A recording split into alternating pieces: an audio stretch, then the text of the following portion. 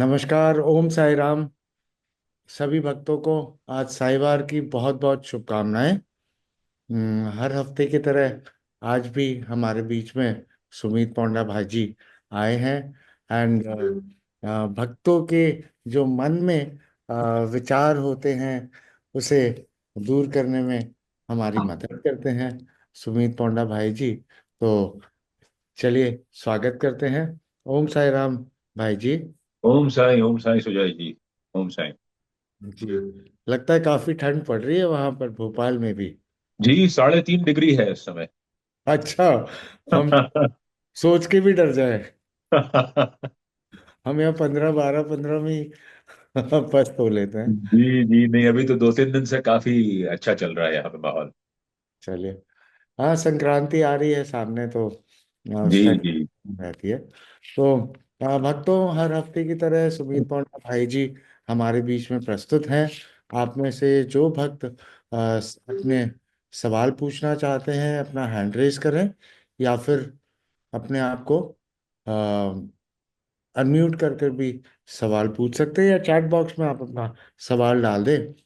मेरा ये zoom hang हो गया है। मैं एक बार के लिए लॉग आउट करना पड़ेगा मुझे। तो before anybody starts the question, तो मैं एक सवाल डालता हूँ, क्योंकि बाद में फिर मौका मिलता नहीं है भक्तों की नो उमड़ आते हैं सवाल। भाई जी, ये चैप्टर 2 से मेरा सवाल है। आज मैं वही पढ़ रहा था। तो उसमें हेमंत पंत जी जो है वो बाला साहेब भाटे के साथ में एक उनका वाद विवाद चल रहा था। एंड इसमें वाई इज गुरु नेसेसरी, ये जी क्वेश्चन था। एंड जिसके ऊपर में कि काफी चर्चा हुई, फिर दोनों थक कर एंड बाबा के पास में चले गए। एंड बाबा ने फिर पूछा कि क्या बातें हो रही थी वहां पर। जी जी। तो ये जो नेसेसिटी ऑफ अ गुरु, ये इसके बारे में आप हम सभी भक्तों को प्लीज थोड़ा सा एनलाइटन करें। मेरे अंदर बैठे साईं का आप सभी के अंदर बैठे साईं को अभिवादन, अभिनंदन, आलिंगन और नमन। बहुत अद्भुत चर्चा होती है बाला साहब भाटे और हेमाड पंत के बीच गुरु की महत्ता को लेकर के। और पूरे श्री साई सच्चरित्र का आधार, मेरा मानना है, मेरा निजी मत है कि इस चैप्टर में वर्णित इस एपिसोड से तैयार होता है। गुरु की आवश्यकता क्यों है? हम सभी जानते हैं कि महाभारत के युद्ध के दौरान श्रीमद् भगवत गीता की रचना श्री कृष्ण ने की। और सबसे पहला जो उनका डायलॉग अर्जुन को जो था, वो ये था कि अर्जुन, तुझे आज तक शिक्षक, आचार्य तो बहुत मिले, लेकिन तुझे कोई गुरु नहीं मिला। तुझे शिक्षक और आचार्य तो बहुत मिले, लेकिन तुझे कोई गुरु नहीं मिला, इसलिए तेरी यह हालत हो रही है। हम सभी को मालूम है कि भगवान श्री कृष्ण ने श्रीमद् भगवत गीता का ज्ञान वो अर्जुन को किन परिस्थितियों में दिया। अर्जुन अपने इस युद्ध के दौरान शुरुआत में इस बात को लेकर के विचलित हो गए थे कि सारे जो सामने के पक्ष में है, जो अधर्म के पक्ष में जो लोग खड़े हैं, उनमें से कोई उनके रिश्तेदार हैं, कोई उनके गुरु रहे हैं, कोई उनके आचार्य रहे हैं, द्रोणाचार्य, और कोई उनके दूर के रिश्तेदार है, कोई मित्रगण है। तो उन पे वो शस्त्र का प्रयोग कैसे करें? तब श्रीमद् भगवद गीता की रचना हुई और भगवान श्री कृष्ण ने कहा कि अर्जुन, तुझे शिक्षक और आचार्य बहुत मिले, लेकिन कोई गुरु नहीं मिला। गुरु का काम होता है हमारे अंदर विवेक जागृत करना। शिक्षक हमें सिखा सकता है, आचार्य हमें दे सकते हैं, समझा सकते हैं कि हमें अपने को जो हमें ज्ञान मिलता है वो हमको दे सकते हैं। लेकिन उस ज्ञान का उपयोग कब, कहाँ और किन परिस्थितियों में करना है, ये भान, ये विवेक की जागृति गुरु के माध्यम से होती है। अर्जुन को विश्व का या ब्रह्मांड का सर्वश्रेष्ठ धनुर्धर माना जाता रहा, लेकिन अर्जुन को जब समय आया तो ये समझ में नहीं आया कि वो कैसे और क्यों अपनी धनुर्विद्या का प्रयोग करें और किस पर करें। तब भगवान श्री कृष्ण ने उनको समझाने के लिए श्रीमद् भगवत गीता का ज्ञान दिया। इसी प्रकार से हमारे जीवन में हम बहुत पढ़े लिखे होते हैं, बहुत उन्नत होते हैं, बहुत जागृत होते हैं, लेकिन वो जागृति खो जाती है जब हमको निर्णय लेने का समय आता है। तो ये जो निर्णय लेने वाली बात है कि हम कैसे, किसको और किस पर अपने ज्ञान का प्रयोग करें, इसके लिए गुरु की आवश्यकता होती है। गु और रु जो है, दो शब्दों से मिलकर के गुरु शब्द बनता है। गु का अर्थ होता है अंधकार और रू का अर्थ होता है मिटाने की क्रिया। अंधकार को मिटाने की क्रिया में जो लिप्त हो जाए उसे हम गुरु कहते हैं। तो जब हम अंधकार में भटकते हैं, हम सभी बहुत लर्नेड होते हैं, लेकिन हमको कहीं ना कहीं उस अंधेरे से बाहर निकलने के लिए एक प्रकाश पुंज की जरूरत पड़ती है, वो होता है गुरु। सो गुरु हमारा उंगली पकड़े हुए हमको आगे ले जाता है। हमें अपने आप से मिलवाने के लिए भगवान ने सदगुरु रूप लिया, सदगुरु के रूप में हमारे सामने आए। क्योंकि हम लोग पूजा करते हैं, आराधना करते हैं, भजन करते हैं, कीर्तन करते हैं, हम समझते हैं कि भगवान कहीं खोया हुआ है, हम उसको तलाश करते हैं, जबकि भगवान तो कहीं नहीं खोया हुआ है, वो तो यही है। खोए हुए तो हम हैं। हमारे खोए हुए अपने आप से हमको गुरु मिलाता है। मैं थोड़ा सा इस चर्चा को और लंबा लूंगा ताकि गुरु का कॉन्सेप्ट ये सबको समझ में आ जाए। हम सभी जब पैदा होते हैं, बहुत छोटे से होते हैं, और जब अपने पालने में सो रहे होते हैं और मुस्कुराते हैं, तो देखने वाले कहते हैं कि भगवान से बात कर रहा है। हम नींद में भी मुस्कुराते हैं, वो हमारा स्वरूप होता है, खुशहाल रहने वाला। हम धीरे धीरे दुनियादारी में जाते हैं, अपने घर से, परिवार से, आसपास के परिवेश में जाते हैं, स्कूल में जाते हैं, कॉलेज में जाते हैं, उसके बाद व्यवसाय में आते हैं, नौकरी में आते हैं, दोस्ती यारी होती है। हम लोग चिड़चिड़े हो जाते हैं, हम लोग निंदा करना सीख जाते हैं, हम लोग षड्यंत्र करना सीख जाते हैं, हम लोग किसी और का धन ऐंठने की क्रिया में जुट जाते हैं, हम किसी और की स्त्री पर नजर डालने की धृष्टता भी करते हैं। ये हमारा स्वभाव हो जाता है। तो जन्म हम जब लेते हैं तो अपने स्वरूप में होते हैं, बढ़ते जाते हैं तो हम स्वभाव को अनुग्रहित करते जाते हैं। और जब सदगुरु मिलता है, जब हम अपने स्वभाव से थक जाते हैं, जब अपने आप से ग्लानि होने लगती है, तो हमारे जीवन में जब हमको लगता है अब सहारे की जरूरत है, तब सदगुरु का उदय होता है। और सदगुरु का हाथ पकड़े हुए हम स्वभाव से स्वरूप की यात्रा पुनः प्रारंभ करते हैं। तो ये स्वरूप से स्वभाव और स्वभाव से फिर स्वरूप, ये हमारा गुरु हमको ले जाता है। ये इन अ नटशेल गुरु की महत्ता है।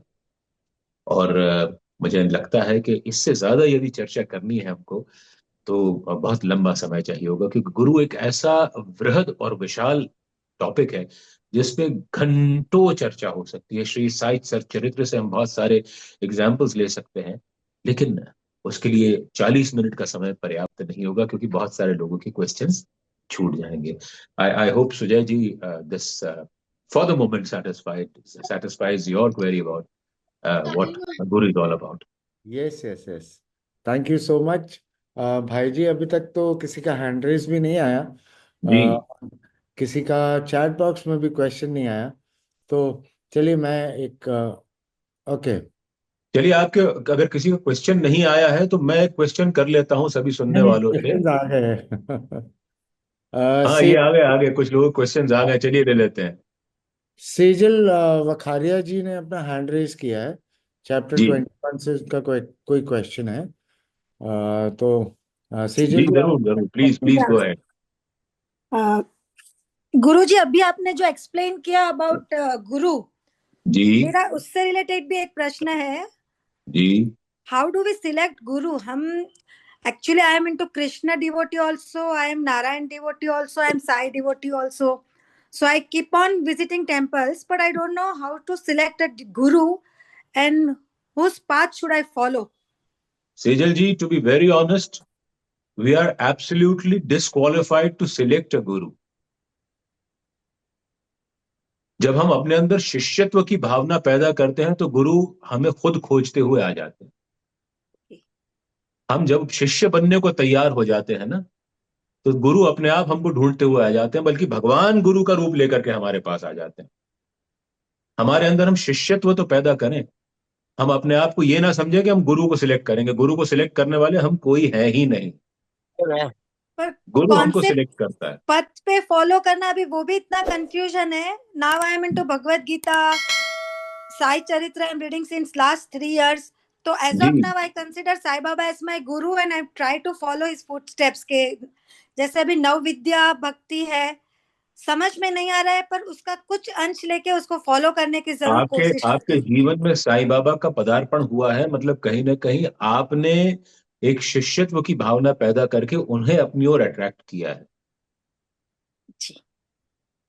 तो आपके मन में चूंकि इतने सारे जो है वो अजीब अजीब से प्रश्न उठ रहे हैं कि किसको गुरु बनाया जाए, क्या बात है, और मैं नव कृष्ण भक्त भी हूं, मैं साईं भक्त भी हूं। तो आपका ये कंफ्यूजन है, और कंफ्यूजन से बाहर निकलने की जो आपकी छटपटाहट है, वो शिष्यत्व बनने का पहला लक्षण है, शिष्यत्व का पहला लक्षण है।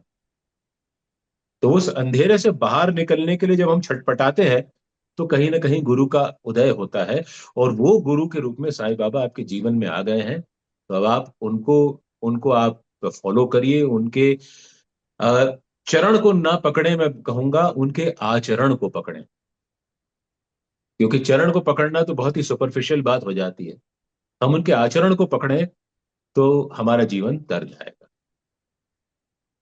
समझ गई, धन्यवाद गुरुजी। जी, ओम साईं जी। ओम और मुझे साई। कृपया गुरु ना कहें, आप मुझे सुमित जी कह सकती हैं, भाई जी कह सकते हैं, मैं गुरु बनने लायक नहीं हूं। हमारे लिए ज्ञान, जो हमें ज्ञान प्रदान करता है, मेरे लिए वो गुरु है, क्योंकि उससे मैं। मैं जो भी बोल रहा हूँ साईं बाबा मुझसे बुलवा रहे हैं, बस आप ये समझिए मैं इस लायक नहीं हूँ। कृपया मुझे गुरु ना पदवी ना दीजिए, कृपया ना दीजिए प्लीज। ओम साई राम। ठीक है जी ओम भाई। साईं। जी ओम थैंक साईं। यू तेजल जी। सुषमा जी पूछती हैं कि साईं बाबा जी को कैसे प्रसन्न करे, खुश करे। जी, साईं बाबा को कैसे खुश करें, मैंने अभी अभी जो है बाबा ने मुझसे बुलवाया कि उनके चरण को पकड़े ना पकड़े, उनके आचरण को पकड़ लेंगे। उसमें से कुछ अंश हम पकड़ करके चलेंगे, उनके बतलाए हुए रास्ते पर उनकी उंगली पकड़े हुए चलेंगे, तो हम जो है वो बाबा को खुश कर देंगे, बल्कि बाबा हमसे खुश हो जाएंगे। तो आई थिंक यस उनको यस। खुश करने के लिए ना आपको उनको कपड़े चढ़ाने हैं, ना आभूषण चढ़ाने हैं, ना आपको उनको अगरबत्ती जलानी है, ना धूप जलानी है, ना आरती साईं बाबा गानी है, कुछ नहीं करना है। आपको केवल और केवल जो है उनका उनके बतलाए हुए रास्ते पर उनको पाथेय मानते हुए उनकी उंगली पकड़े हुए चलते जाना है। This will make him happy.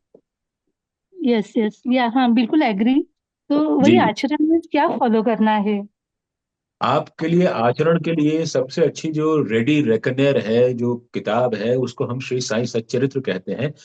उसको आप पढ़ना शुरू करिए, और जब आप पढ़ लें और पढ़ पढ़ के ऊबने लगे तो उसको समझने की कोशिश करिए कि उसके अंदर प्रत्येक लीला में बाबा ने आपको संस्कारित करने के लिए क्या क्या लीलाएं रचाई हैं। तो धीरे धीरे आपको उनके संस्कार समझ में आने लगेंगे, तो उनका आचरण आप पकड़ने लगेंगे। अच्छा ठीक है, थैंक यू जी, भाई जी। केवल पढ़िए मत, उसमें घुसिए, समझिए। हम्म।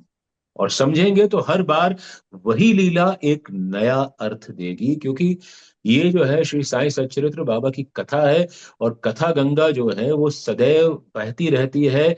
आप हर बार उसी स्थान पर खड़े होकर गंगा के पानी को आचमनी में लेंगे, हर बार पानी आएगा, लेकिन हर बार नया पानी आएगा। तो आप उस जगह पर ही खड़े रहिए, लेकिन हर बार गोते लगाइए, आपके हाथ में कुछ ना कुछ नया मोती आएगा। अच्छा ठीक है, क्योंकि मुझे जी साईं बाबा जी के अनुभव तो बहुत बहुत आ रहे हैं, लेकिन मुझे लग रहा है कि मैं कहीं कम पढ़ रही हूँ क्या। मैं उनकी पूजा तो करती हूँ सुबह, और माला भी जप माला भी करती हूँ, लेकिन और मेरी करने की इच्छा है। तो और क्या किया जाए? तो नहीं नहीं, सच्चरित्र आप पढ़ना करिए तो ना, आप चालू। करिए, सच्चरित्र पढ़िए, आप माला जपिए, लेकिन माला जपते हुए केवल उसको, माला को फिजिकल एक्टिविटी तक सीमित मत रखिएगा। आप हम्म। स्वयं जो है माला का मनका बन जाइएगा। ओके। माला कहे है काट की, क्यों तू फेरे मोहे, मन का फेर दे, तुरंत मिला दूं तोहे। यानी मन का, मन स्पेस का, मन का, मन का यानी अपने मन का फेर दें। जैसे ही आप उसको फेरेंगे तो आपको वो माला जो है उससे हम्म। मिलवा देगी। You only have to change your point of view, you only have to change your vision of looking at things. तो आप जब ये कर पाएंगी तो आप नेचुरली अपने मन का फेर देंगी, और कुछ ना कुछ नया आप ढूंढ पाएंगी, अपने अंदर जो चल रहा है उससे बेहतर ढूंढ पाएंगी। ओके। जी। Thank you. जी। Thank you Sai Ram ji. ये आप का क्वेश्चन हाँ। आंसर हो गया। मनका का मतलब आपको पता है ना, जो वो फेरते हैं। हाँ, काट के पता मोती जो लगे रहते हैं, है। लकड़ी वो के वापस मोती जो करके जिनसे वापस माला ले बनती है लेंगे। 108। यस। और उसमें जो बीच में कॉटन का गुच्छा होता है, जो धागे का गुच्छा होता है, उसको हम कहते हैं सुमेरु। तो आपका ध्यान सुमेरु में ना रहे, आपका ध्यान मनके में रहे। अच्छा, समझी। जी। मनी में रहे, हाँ। हाँ, मतलब आप सुमेरु कब ऊपर माला खत्म हो रही है, मेरी 108 पूरे हो रहे हैं, अगर उसमें ध्यान दिया तो आप मनके से माला हटा, आपका ध्यान हट जाएगा। ओके। क्योंकि मन का जो है वो साई का प्रतीक है। अच्छा। जी, हर एक जो मोती, जो लकड़ी का मोती है, वो साई हम्म। का प्रतीक है। आप उसमें साई को जोड़ रहे हैं, जब आप मन से साई को ले रहे हैं और उसको फेर रहे हैं, तो आप साई साई कर रहे हैं, उसका आप नामकरण करते जा रहे हैं, उसको आप प्राण देते जा रहे हैं। ओके। जी। तो ये नहीं रहे कि हम स्पीड में चले जा रहे हैं, आज मुझे 108 मालाएं करनी है तो दर दर दर दर दर दर दर दर फ्रंटियर मेल की स्पीड से हमने बढ़ा दिया, माला करना शुरू कर दिया। वो मत करिएगा। इसलिए सुमेरु में ध्यान मत रखिए, मनके में ध्यान रखिएगा। Okay, got it. मन मन समर्पित कर दो, मन से पूरा पूजा बस कर। बस बस, जी ओके। यस। जी जी जी। Got it. Okay, thank you. Om Sai ji, Om Sai. Ram. दो हैंड रेज है, उसके पहले हम एक चैट बॉक्स में आया हुआ है शिखा जी का मैसेज। शिखा जी, आप अपने आप को अनम्यूट करें एंड अपना प्रश्न पूछे प्लीज। ओम साई राम भाई जी, ओम साई राम सुजैन जी। ओम साई जी, ओम साई। राम जी। आ, काफी दिनों बाद बात हो रही है आपसे सुजैन जी, कैसे हैं आप? बढ़िया। ओ अच्छा, आप यूएस से शिखा जी। या, या। साई राम, साई राम। हाँ, मेरा एक क्वेश्चन है भाई जी से कि एक भक्त में ऐसा कौन सा गुण आ जाए कि वो भक्त भक्त ना रहे, दास बन जाए? आपको दो चीजें जो है वो छोड़नी पड़ेंगी उसके लिए। गुण आए नहीं, आपको अवगुण छोड़ना पड़ेगा। एक अहंकार का और एक तर्क का। जब आपने ये दो अवगुण छोड़ दिए तो आप दास हो जाएंगे। जी। अब आपको समझ में आ गया कि इसकी मैं या, व्याख्या करूं लंबी सी? हाँ, कर सकते हैं। बाकी लोगों के भी प्रश्न है, अगर आपको समझ में आ गया है कि हमने हाँ, अगर मुझे तर्क समझ और में आ गया है, बट बस बस, अगर अगर आप हमने इसको और तर्क और ब्रीफली अभिमान को कर। छोड़ दिया। या। आपको आपको वो कथा याद है ना, हरि कनोबा की जो है, जो श्री साईं सच्चरित्र में है, वो जूते सैंडल पहन के हाँ, जाते हैं नए, हाँ, हाँ, और फिर बाहर चले जाते हैं, अपना बाबा के बाहर उतार करके अंदर जाते हैं और उनका ध्यान सैंडल्स में रहता है, हाँ, हाँ, और याद है। बाहर आते हैं तो चोरी हो जाते हैं। हाँ। तो हम जब जाते हैं ना बाबा के पास, तो हमें ये दो जूते अपने बाहर उतार के जाना चाहिए, तर्क और अभिमान के। और हमारा ध्यान तब उन जूतों में ना हो। बस जी, हम जा करके बाबा के सामने समर्पित हो जाएं तो हम दास बन गए। जी, जी, thank you so much. Om Sai ji, Om Sai. ओम साई राम। शिखा जी, भाई जी से ही सीखा है कि तर्क और विश्वास रेल की ऐसी दो पटरियां हैं जो कभी मिल नहीं सकती। तो तर्क तो हमें करना ही नहीं चाहिए। और बस यही है कि वो जो जूते दो भाई जी ने अभी बताए, वो जूते अगर की तरफ अगर हमारा मन रहा तो फिर बाबा के हम दास बन ही नहीं सकते। Thank you so much. जी, thank you. Thank you. Preeti Deepak ji ने काफी देर से हैंड रेस कर रखा है, दर्द हो गया होगा हाथ में। आप अपना आपका म्यूट करें please. Om Sai, Sujay thank you for this platform. Like always, thanks a lot. It's a blessing to be here. Thanks to our own encyclopedia on Baba, that is Bhaiji. He's our, if I may say so, he's our very own encyclopedia. एक button click किया and we are relieved from our queries and in such a fantastic way. Thank you so much. I just ये मेरा प्रश्न है. This is regarding the fascinating equation of a buck, especially Madhavrao Deshpande ji, Shama ji, and Baba. They have this very unique, very fascinating bond. And I read in today's chapter कि बाबा काका महाजनी वो एक नरसी भागवत लेके आते हैं और बाबा लेके श्यामा को दे देते हैं पढ़ने के लिए. And then again the Ramdas ji sitting and reading Vishnu Sahasranama, वो भी उठा के Baba Shama ko de dete hain. On one hand, he is, divinely blessed with Baba's grace directly, and on the other hand, we have Shama who is like completely, he takes over Baba. वो Baba पे हक जताते हैं. Like there are so many times when we see when he negates Baba, Baba को मना कर देते. बाबा कहते हैं कि वहीं जाओ, तो बोलते हैं बाबा मैं नहीं जाऊंगा, देवा यही मेरा सप्तशृंगी मंदिर है, मैं यहीं पे हेलो अपना हेलो पूर्ण करूंगा. Hello, am I audible? Ji ji, yeah yeah yeah you are And absolutely then audible. and then there is one instance where he says वो किसी को bless कर रहे हैं बाबा एक coconut देके that you'll be blessed with a baby within a year, and then he ends it with the line कि अगर ये एक साल में you're not blessed with the baby, यही नारियल मैं देवा के सर पे फोड़ूंगा. So this kind of you know taking over, being ownership of the Aradhya, this kind of a bond is very fascinating. So how do we does this signify कि भक्ति में कोई लिमिट नहीं, कोई सीमा नहीं? हाँ देखिए, अभी कुछ वक्त पहले, मुझे याद नहीं आ रहा, एक विदुषी ने पूछा था कि नवविधा भक्ति क्या है। और नवविधा भक्ति में एक है मैत्री भाव, जो है जब हम अपने इष्ट को, अपने आराध्य को एज अ फ्रेंड ट्रीट करने लगते हैं। तो वो नवविधा भक्ति में जो मैत्री भाव की भक्ति है, उसको सिग्निफाई करते हैं श्यामा। तो वो मैत्री भाव से बाबा की भक्ति करते थे और उनको अपना दोस्त मानते थे। और हम सब जानते हैं, बड़ा पुराना इडियम है जिसको कहते हैं कि a friend in need is a friend indeed. तो वो बाबा को उस लिहाज से, उस नजर से देखते थे। और इसी कारण से उनका ये जो बिहेवियर है बाबा के प्रति, इतना हक जताने वाला, वो कि हम अपने दोस्त के साथ तो किसी तरह की लिबर्टीज ले सकते हैं कि तुम कह रहे हो यार मैं नहीं कर रहा, तो आई ऐसी जो तुमको करना है करो। तो ये बाबा के साथ हम ऐसा भाव रख सकते हैं। बट उसके लिए परहैप्स हमें बाबा तक पहुंचना पड़ेगा। और बाबा तक पहुंचने के लिए हमको वो एक निश्चल भाव रखना पड़ेगा, जिसमें हमारे मन में उस मित्र के प्रति कोई दुराभाव ना हो, उस मित्र के प्रति हमारी भावनाएं पूरी तरह ऑनेस्ट हो, हम उस मित्र की मित्रता का कोई भी नाजायज फायदा ना उठाएं, और हम उस मित्र की मित्रता के जरिए और लोगों का फायदा कर सकें। क्योंकि श्यामा के बारे में ये फेमस था कि जैसे शिवालय के बाहर नंदी होता है और उसको हम टैप करके फिर हम शिव के शिवालय में जाते हैं, वो श्यामा का वजूद था बाबा के दरबार में। तो ये कहीं ना कहीं श्यामा की भी बड़ी एक उनका तरीका रहा होगा बाबा को भजने का।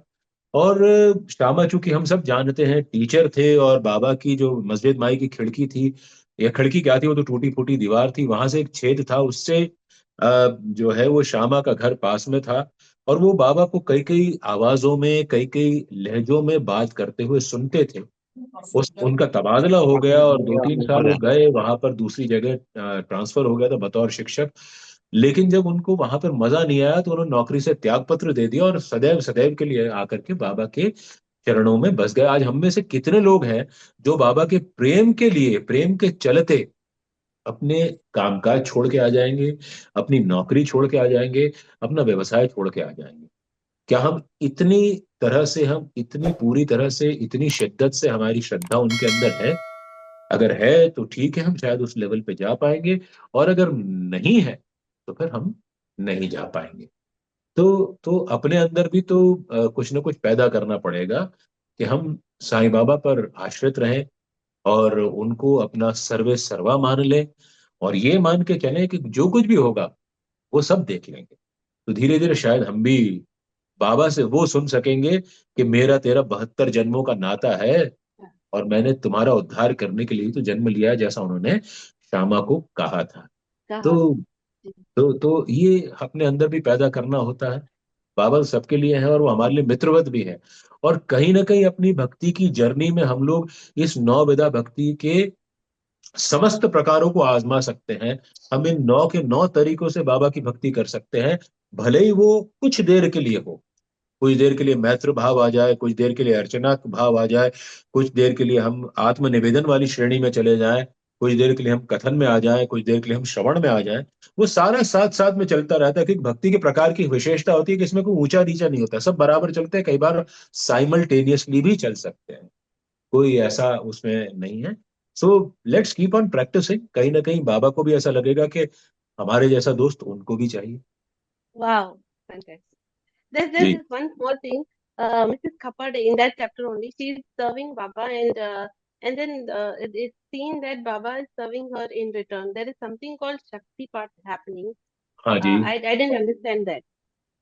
गुरु जो है जब अपने शिष्य को टच करता है, अब उसमें हम फिजिकल टच की बात करें या मेटाफोरिकली बात करें, सिंबॉलिक बात करें, हमारे दिमाग को टच करने की बात करें, तो वो अपनी शक्ति से, अपनी शक्ति का एक अंश अपने शिष्य को दे रहा है।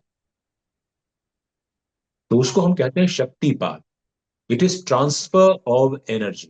Energy. जी। तो वो एनर्जी जो है, वो हम टोटल एनर्जी की बात करते हैं, और टोटल एनर्जी में हम लोगों ने फिजिक्स में पढ़ा है कि उसमें काइनेटिक एनर्जी भी होती है और पोटेंशियल एनर्जी भी होती है।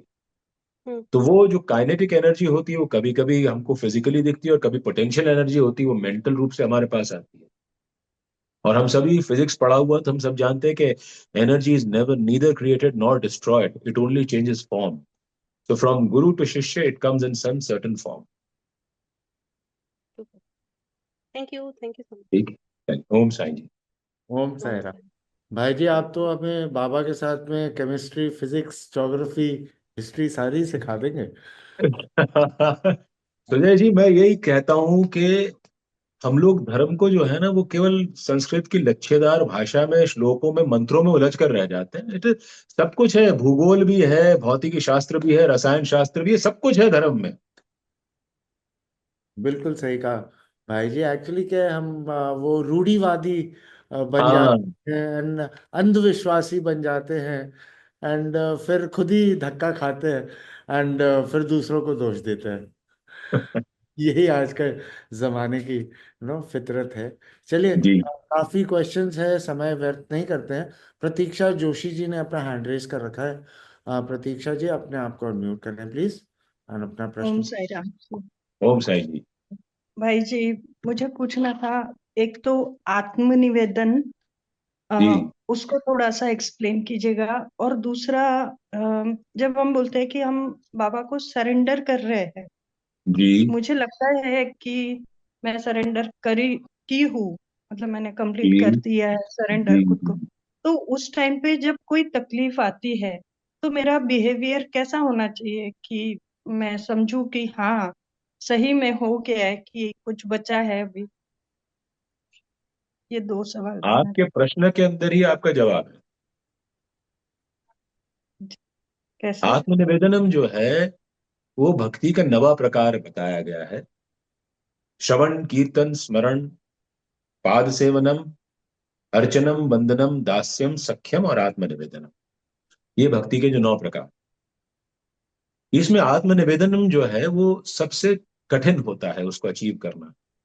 उसको हम अंग्रेजी में सेल्फ रियलाइजेशन भी कहते हैं, उसको हम सेल्फ एक्चुअलाइजेशन भी कहते हैं, हम में से जिन्होंने अभी फिजिक्स केमिस्ट्री की बात करी, अब मैं बात करूंगा जिन्होंने एमबीए किया हो या मैनेजमेंट स्टडीज की हो, उसमें सबने मैस्लोज हायरार्की ऑफ नीड्स पढ़ी होगी, जो लोग जिन्होंने पढ़ा होगा। उसमें जो सबसे ऊपर, पिरामिड के सबसे ऊपर जो रहता है, वो रहता है सेल्फ एक्चुअलाइजेशन, सेल्फ रियलाइजेशन, जिसको हम कहते हैं आत्मनिवेदनम। इसको जो योगी लोग होते हैं, इसको आत्मरति कहते हैं, जिसको हम कहते हैं अहम ब्रह्मास्मि, कि मैं ब्रह्म हूं। तो ये जो है, मुझ में और साई में किसी भी प्रकार का यदि कोई भेद है, तो वो भेद खत्म हो जाता है आत्मनिवेदनम में जाकर। I and Sai no longer would be different, we are just the one. मैं अपना ईगो उनके चरणों में सरेंडर कर दूं और उनका ईगो अज्यूम कर लूं, ये हो गया आत्मनिवेदनम।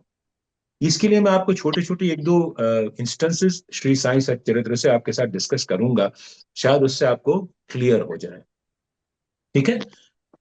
हाँ। एक कैरेक्टर है काका साहब दीक्षित। आपने श्री साईं सच्चरित्र पढ़ा है? जी हाँ, हाँ। पढ़ती हूँ। हरि सीताराम दीक्षित इंग्लैंड में उनके ट्रेन में चढ़ते हुए उनका पैर फिसल गया था और उनके पैर में लंगड़ापन आ गया था। हाँ। तो जब नाना साहब चांदोरकर ने उनकी ये तकलीफ देखी, तो उन्होंने उनसे कहा कि काका, मैं तेरे को ले चलता हूं अपने साईं समर्थ के पास, उनके दर्शन से तेरे पैरों का लंगड़ापन चला जाएगा ना। अब आप उस व्यक्ति का आत्मा का स्तर देखिए। जब नाना साहब चांदोरकर ने काका साहब दीक्षित से कहा, तो काका साहब दीक्षित ने जवाब दिया कि मेरे शरीर की पंगुता भले दूर हो ना हो, मेरे मन की पंगुता जरूर दूर हो जाए। The disability of my mind, if your sigh is able to take it, I will be more happier. कि मेरा वो पैर की जो लंगड़ापन है वो जाए ना जाए, मेरे मन का लंगड़ापन जरूर चला जाए। तो जब वो आए, तो उन्होंने, बाबा ने उनकी कैसे कैसे परीक्षा ली। उनको 52 कसी सुवर्ण कहा जाता है काका साहब दीक्षित को। कहते हैं कि सोना जब 52 कसौटियों पर कसा जाता है, तो वो कंचन बन जाता है, कुंदन बन जाता है। तो वो जब कुंदन बन जाता है, उसको तपाया जाता है, उसको ठोका जाता है, उसको पीटा जाता है, उसको अलग अलग प्रकार से 52 यंत्रणाओं से पास होना पड़ता है, जब वो जाकर के कुंदन बनता है, एकदम प्योरेस्ट फॉर्म ऑफ गोल्ड। बाबा ने उनकी कई कई परीक्षाएं ली। बाबा ने उनसे बकरा हलाल करने को कह दिया, हाँ। वो मान गए, करने को तैयार हो गए।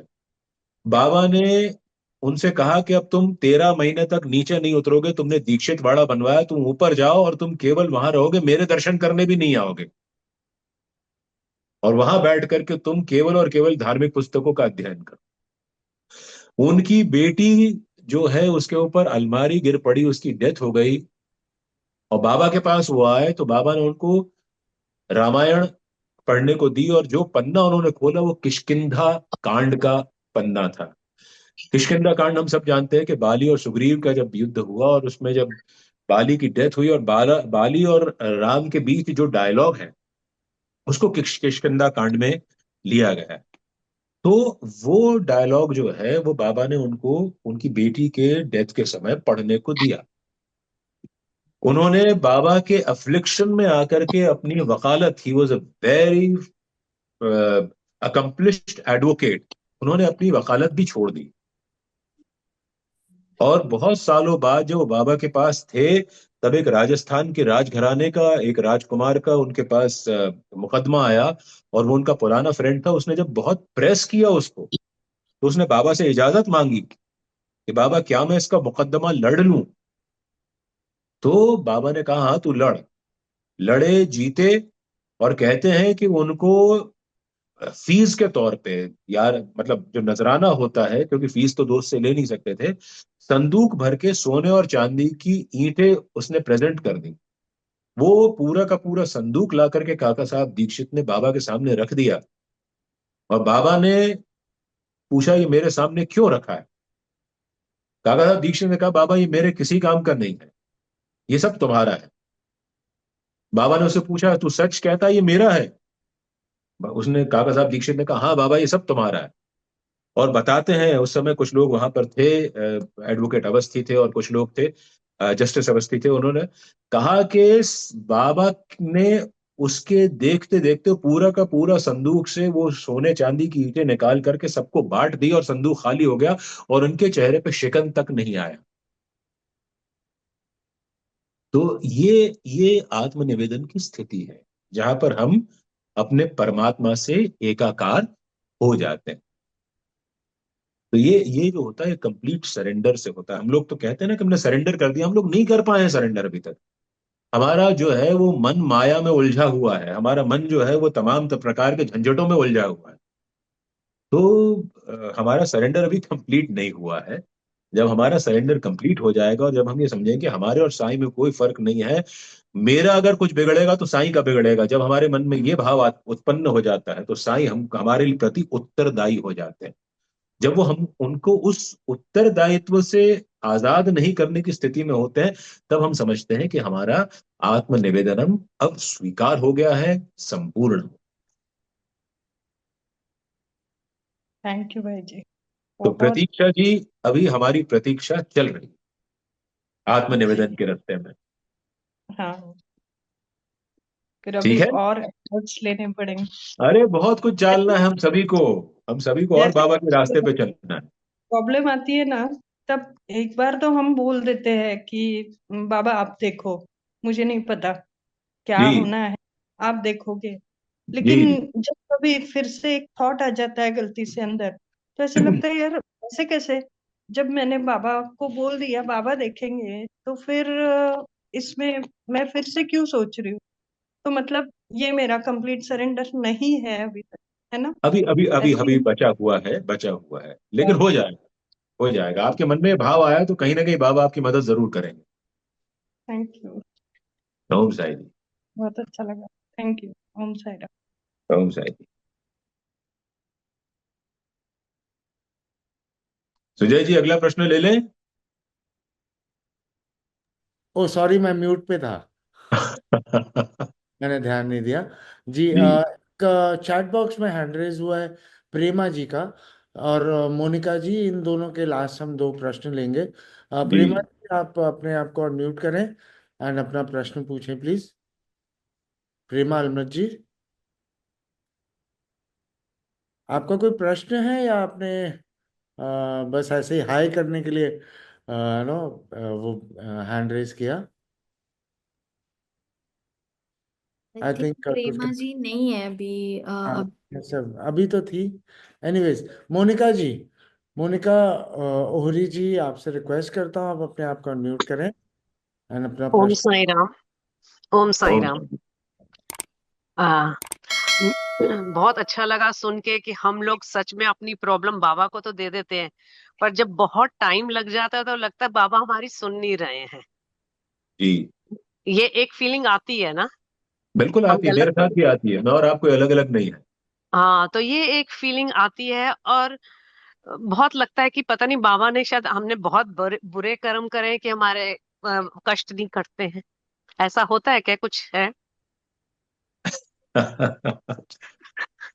अ, देखिए मैं एक शिक्षक हूं और शिक्षक होने के नाते मैं आपको मेरे नजरिए से जवाब दूंगा इस चीज का हाँ जी सर।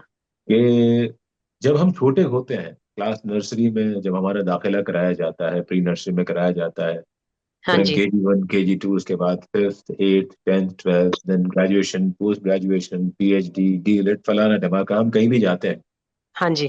तो हर बार परीक्षा का स्तर जो है वो मुश्किल होता जाता है। बिल्कुल। नर्सरी की परीक्षा दे करके आप PhD नहीं कर सकते। हाँ सही। तो बाबा की राह पर जब आप उनकी तरफ बढ़ते हैं और आपके और उनके बीच में जब दूरी घटने वाली होती है, हम्म। तो आपकी परीक्षाएं मुश्किल होती जाती अच्छा।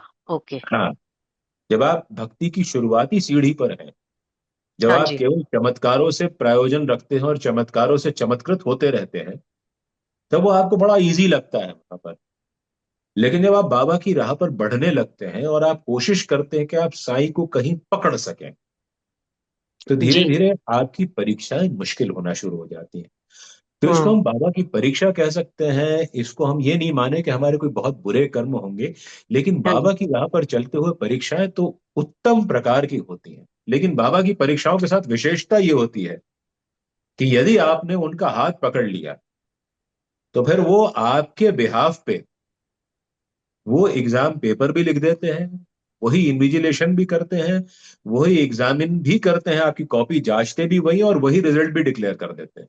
और उसमें हमें सब्र रखना होता है और उसमें पेशेंस रखना हमें होता है। सब्र रखना पड़ता है और श्रद्धा को टूटने और नहीं देना होता है। अब ये मेरे को एक चीज और पूछनी थी। हम इंसान जैसे अगर बाबा से मैं अपने लिए पूछती हूँ या कोई भी सवाल पूछती हूँ, मेरा एक अपना तरीका है समझने का कि बाबा ने मुझे ये जवाब दिया। जैसे जी, मैंने कुछ सोचा मन में, और कभी मन में आता कि बस मेरे को बाबा नजर आ जाए तो मेरे लिए यस हो जाएगा। तो ऐसा सोचना हमारा गलत होता है, या हम बाबा को अपनी इस भावना से ऐसे समझ सकते हैं? देखिए, शुरुआती दौर में हम मानते हैं कि बाबा ने हमको जवाब दे दिया, तो हाँ कहीं जी। ना कहीं हमारा ये अहंकार होता है कि बाबा की लैंग्वेज हमने समझ ली। हाँ जी। तो फिर जब हम ये अहंकार हमारा बढ़ जाता है कि हमको बाबा की लैंग्वेज अब समझ में आने लगी, तब साईं बाबा जो है वो प्रश्नों को ट्वीक करना शुरू कर देते हैं, थोड़ा मुश्किल बनाना शुरू कर देते हैं। तब हमको ओके। लगता है कि अब उनकी जो बातें वो हमारी समझ में नहीं आ रही। जैसे उनके प्रश्न, वो जो है क्वेश्चन आंसर की किताब है, या वो है नहीं, जो वन प्लीज, मैं सिलेबस है? मैं इन झंझटों में नहीं पढ़ता, इन क्वेश्चन आंसर की किताबों के झंझट में मैं नहीं पढ़ता। अच्छा। तो तो मुझे आप अगर क्षमा करें, क्योंकि वो जो है वो किसने क्या रची है मैं उनको जानता नहीं हूँ, उनकी बाबा के प्रति भक्ति का मुझे अंदाजा नहीं है। तो तो मैं ना वो साईं व्रत कथा की किताबें पढ़ता हूँ, ना मैं ये क्वेश्चन आंसर की किताबें पढ़ता हूँ। ठीक है। तो बाबा तो से अगर पूछना हो कि बाबा हमारे साथ हैं, बाबा का एक है प्रेजेंस, बाबा की नजर आती है, तो हमें वो कैसे पता लगता है, और हम और कैसे उसको बाबा के मतलब करीब जा सकते हैं उसको मान के? आप बाबा, आपने श्री साईं सच्चरित्र पढ़ा है? हाँ जी, एवरी थर्सडे पढ़ती हूँ मैं। आज मैं शिरडी से ही बोल रही हूँ, अभी मैं शिरडी में हूँ। जी जी, बाबा को मेरा प्रणाम कहिएगा आप जब भी अगली बिल्कुल बार बाबा बिल्कुल, के अभी सामने कर जाए कर आई हूँ तो। मैं प्रणाम। बाबा का भोग खा कर आई हूँ। तो क्या बात है। तो तो बस। आप जो है श्री साईं सच्चरित्र को पढ़ती हैं, तो उसके अंदर एक जगह बाबा का बोला हुआ एक संवाद आता है हाँ जी। कि तुम्हारे इर्द गिर्द सब कुछ उल्टा पुल्टा होता रहे, हाँ जी। तुम शांत बैठे रहना। हाँ जी। बस, तो आपके सवाल का जवाब हो गया कि सब कुछ उल्टा पुल्टा ब- होता रहेगा, लेकिन आपको शांत बैठे रहना। और बस बाबा का ध्यान करते रहना है ना, वो तो और आप, सब्र रखना है, और श्रद्धा बस रखना आपने, सब अगर आप शांत बैठे है। रहे तो आप तभी शांत बैठ सकते हैं जब आप बाबा का ध्यान करके बैठे। और सब्र रखें और बाबा पे विश्वास, बस यही बिल्कुल चाहते रख, हैं बाबा हमसे, है ना? और, और हो जाएगा। ये जरूरी नहीं है कि जो आप चाह रही हैं, जैसा चाह रही हैं वैसा ही होगा, लेकिन ये होगा जो आपके लिए सबसे अच्छा होगा। अच्छा होगा।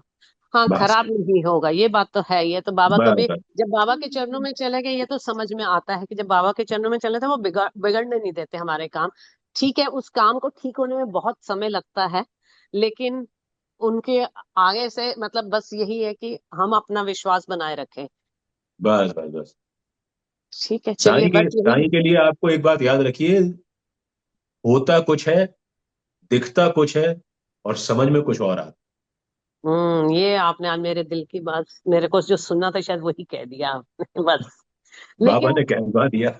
कहलवा दिया, मतलब जो होगा अब अच्छा होगा। जैसे मेरे को मतलब आता रहता है, कभी पढ़ो बाबा का तो आता है कि अब 2025 विल बी वेरी गुड। तो बस अब मन जी। में यही है, मैनिफेस्टेशन हो गया कि 2025 विल बी वेरी गुड। बस अरे यही नहीं बाबा को नहीं, 2025 नहीं, 2025 and beyond will be very good. Very good, बस okay, yes. Thank you sir, thank you so much. आज मैं पहली बार ज्वाइन हो पाई हूँ तो मुझे अच्छा लगा। बस मेरे को यही था कि मैं आंसर जैसे बाबा से मांगती हूँ, मैं उसी में खुश हो जाती हूँ कि बाबा जैसा भी देते हैं, बस मेरे को नजर आता है, मेरे को लगता है हाँ जो ठीक होगा वो अच्छा ही होगा बाबा का। जी जी जी, बाबा सब अच्छा ही करते हैं, हमारा बुरा नहीं करेंगे वो कभी भी। हाँ। Sai Ram, thank you so much. Om Sai Ram, Om Shirdi से शांति। सबके लिए ओम शांति। बहुत अच्छा रहे आप सबका साथ, जो भी यहाँ पर पार्टिसिपेंट्स हैं, सबकी थैंक हेल्थ यू अच्छी वेरी रहे, मच। सबके घर में सुख शांति अभी रहे। क्योंकि ओम आप शिरडी में हैं तो मैं हाँ जी। आपको बताऊं, आप साई वाणी लाइब्रेरी है वहां पर बाबा की, उसे अच्छा। जाकर विजिट कीजिएगा तो मुझे लगता है आपको प्रसन्नता होगी, आनंद प्राप्त होगा। ठीक है, साई वानी। वानी। साई वानी करके आप गूगल में सर्च कर लीजिए। सन एंड ठीक है। सैंड होटल के बगल में है ये। हाँ जी, किसके? सन एंड सैंड होटल के बगल में। अच्छा, सन एंड सैंड, वहां पर साई वानी। अच्छा, ओके ओके। हाँ जी। और अच्छा, ठीक है। यहाँ पर जितने भी भक्त हैं, आप सभी को बता दूं कि साई संगम 10 आने वाला है अगले महीने 13 तारीख से लेकर और 16 तारीख तक। 13 तारीख शिरडी में परिक्रमा है। परिक्रमा होती है। उस हाँ। दिन से हम शुरुआत करेंगे, एंड वो थर्सडे पड़ रहा है, बाबा की ऐसी कृपा। And hmm. संडे को इसे क्लोज करेंगे।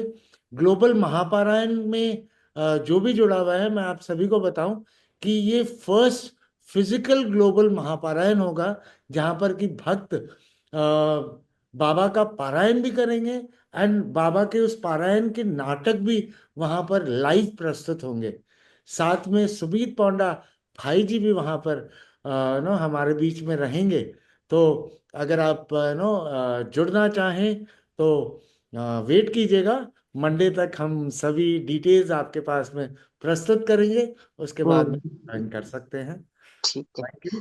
Thank you Sai Ram. सबको बहुत बहुत अच्छा रहे, सबका साल, सबकी सेहत ठीक रहे, सबके घर में सुख शांति रहे। ओम धन्यवाद। साई राम।